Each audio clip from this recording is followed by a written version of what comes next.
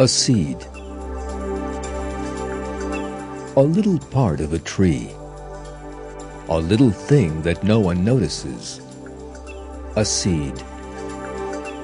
A little piece of wood that contains thousands of pages of information. Time will pass. This piece of wood will begin to use sunlight and the water and minerals in the earth. In time, it will grow millions of times its size.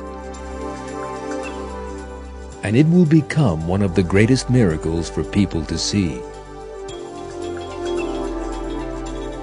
It will become a tree.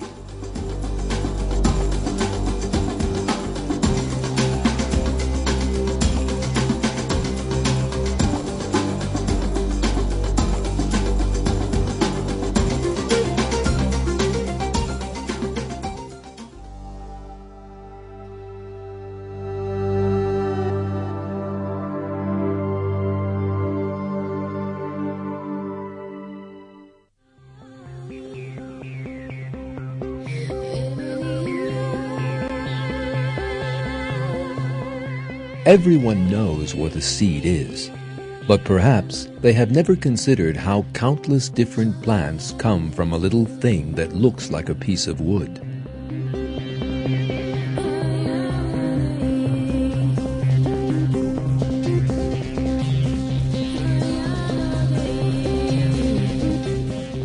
But if you think more carefully about a seed, you will see that it is a great miracle. The colors, designs, smells, and all the other qualities of the plants you see around are hidden in a tiny seed. Actually, every seed is a wonderful data bank. Seeds contain the information for each branch and leaf of the plant they belong to, the number and shape of the leaves, color and thickness of the outside covering, the number and size of the tubes that transport water and nourishment, the height of the plant, whether or not it will bear fruit, and if it bears fruit, its taste, smell, shape, and color. In short, seeds contain all the information that can be known about a plant.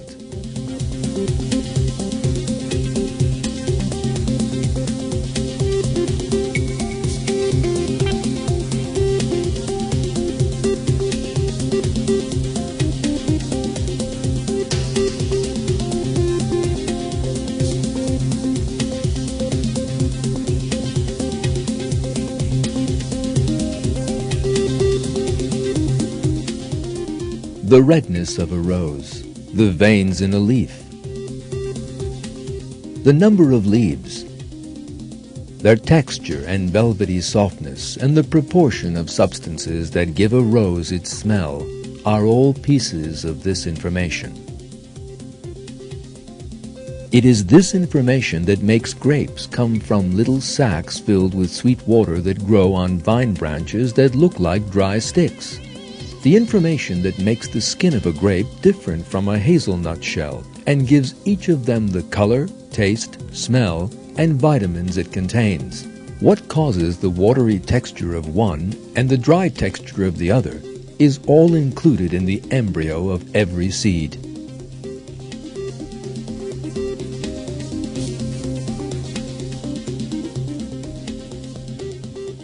Human beings use computers to store information. Special computer components called hard disks are designed to store information. These high-tech devices are quite primitive when compared with a tiny seed.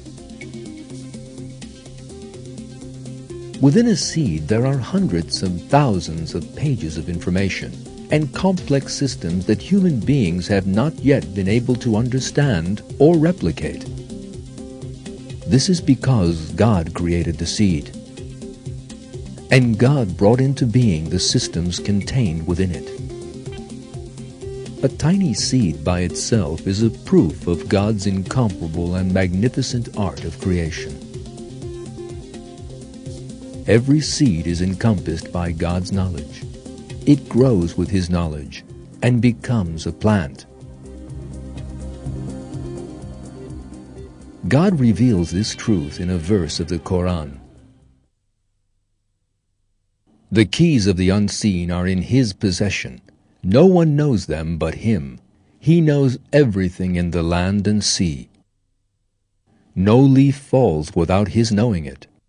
There is no seed in the darkness of the earth, and nothing moist or dry which is not in a clear book.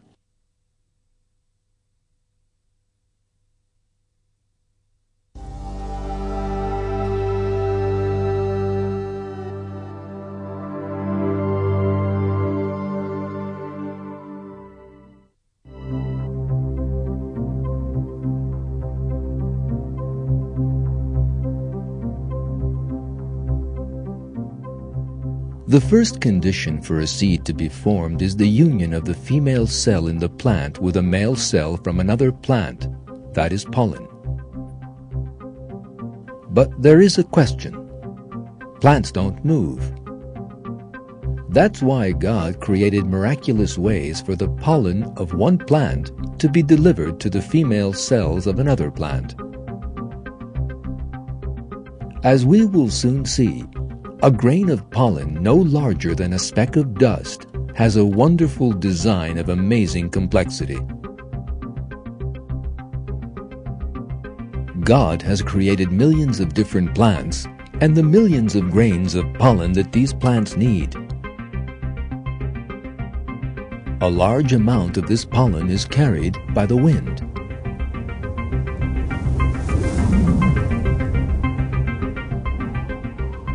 These little grains are responsible for the allergies that many people have in the spring.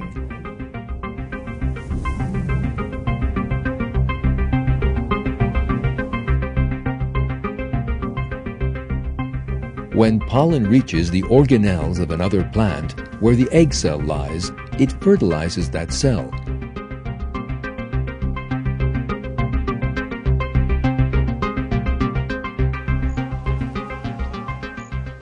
Other plants use animals as special couriers to transport their pollen. The couriers they use most are insects. Because of the colors, sweet smells, and nectar that God has given them, flowers attract insects. When we look carefully at the relationship between flowers and insects, we see the harmony in the creation of these living things.